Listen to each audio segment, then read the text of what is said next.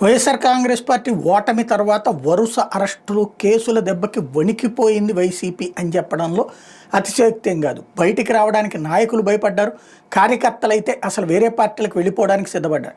కానీ నాయకులు తెలుగుదేశం, జనసేన, భారతీయ జనతా పార్టీ రానివ్వకపోవడం, కార్యకర్తల్ని దూరంగా పెట్టడం, ఆయా పార్టీల అధికారంలో ఉన్నటువంటి అహంకారంతో ఉన్నటువంటి కొంతమంది కార్యకర్తలు వీళ్ళని టార్గెట్ చేయడంతో భయపడినటువంటి వాళ్ళు అయితే రాష్ట్రం విడిచిపోయారు, లేదంటే నిశ్శబ్దంగా రాజకీయాల్లో పక్కన పెట్టేసుకుని వ్యాపారాలు వ్యవహారాలు చేసుకుంటూ కూర్చున్నారు. అయితే క్రమంగా రోజు మారుతోంది, పద్ధతి మారుతోంది.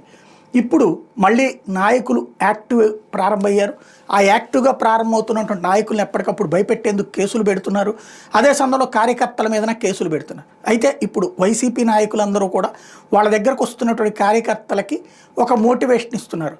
ఎవరైనా సరే పార్టీ కోసం కష్టపడండి, మీకు ఫ్యూచర్ ఉంటుంది. జగన్మోహన్ రెడ్డి గారు ఆ మొక్క చెప్పమన్నారు. అట్ ద సేమ్ టైం మీరు పార్టీ